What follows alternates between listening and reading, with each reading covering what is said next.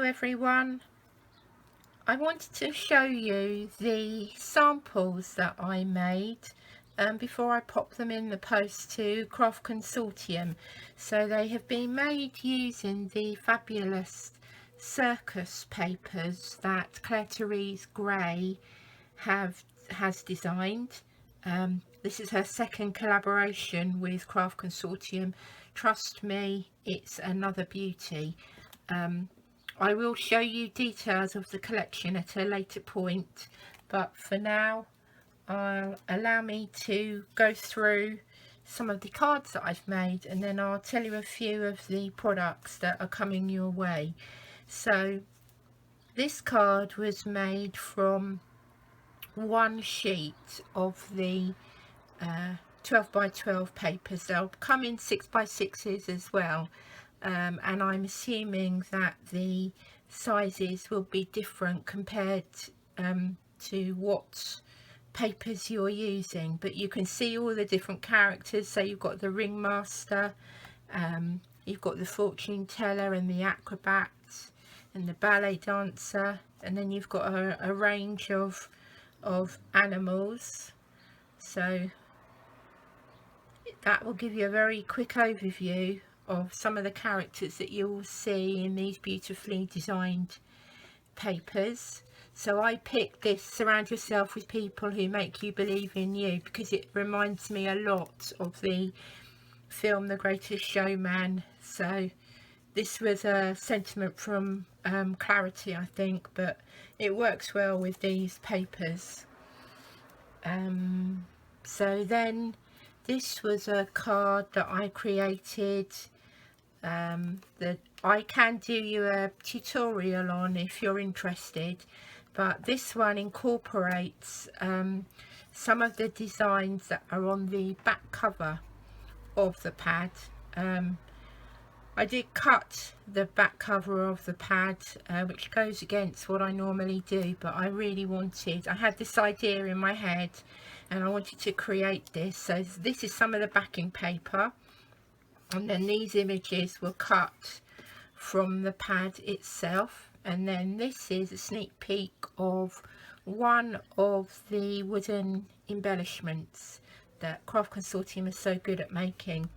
So then I cut out some of the flags from the backing paper and created this rather unique card, which shows off our fortune teller rather well, I think. So let's pop her back there on her little stand. Another card design that I enjoy making are these pyramid cards, and you will find the tutorial for this lower down on my YouTube channel. I think it's even one of the very first videos that I did. It's very quick, but it gives you an idea of how to make these.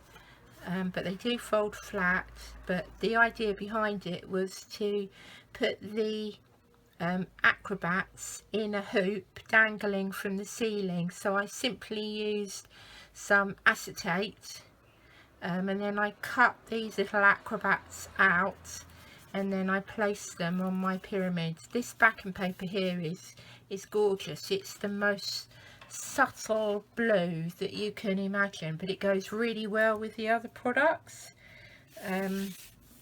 This one here is a little bit of a tumbling card, which would stand like so, but I did it because the clown was tumbling. So this is one of the stamped images. It's great, isn't it? Clare Therese certainly knows how to create designs that we want to work with. So that's simply stamped with blue ink, and then I highlighted it a little bit with the pencil. This is another stamp here, and these here are a sneak peek of some of the embellishments that you're going to be using. So you could make an American flag, couldn't you, with the red, white and blue. There we go. And with the stamps again, this is another image, quite a big stamp. I will show you the stamp set later on, but I stamped it and I coloured it in with pencils. This is another stamp that will come in the set, and again here are the star embellishments. So there's our friendly lion waiting to roar. The show must go on. So this card here incorporates another MDF piece, and if you look very closely you'll see the metal embellishments are the Circus big top itself. You can even see that it's got Circus written above the tent doors. So these are some of the tickets. There's a stamp of this, but there's also a page with tickets on, and then if you open this one up, that's another peek of some of the papers. But I've turned this particular one into a gift card, so you could put a ticket in for the cinema should we ever be able to go back to watching films in public again.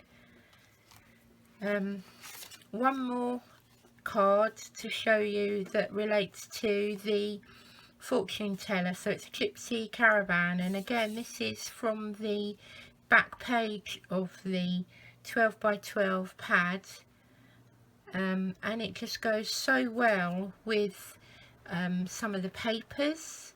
And what I've done here is I've used the stenciling technique of using just one or two colours with a cloud stencil, just to give the illusion of the sky in the background.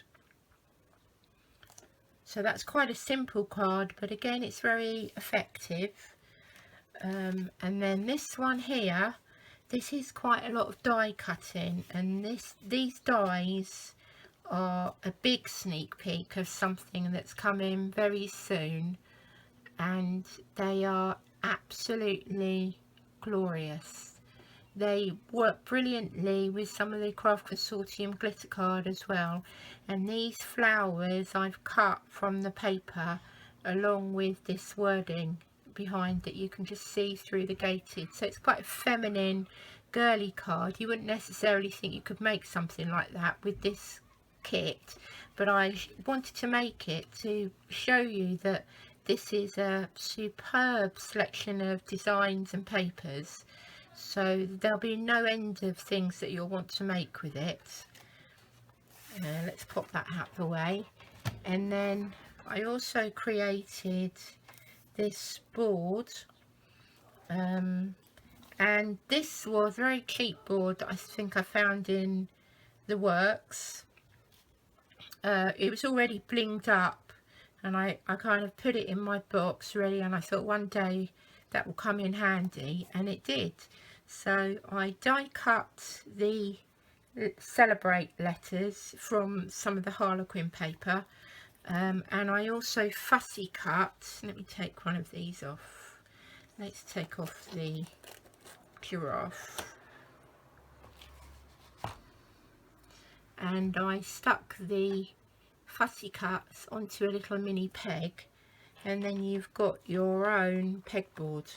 So I imagine this being used for a younger child, and I mean you could use it as a birthday gift, couldn't you? And they could put their own tickets and bits and special memories on.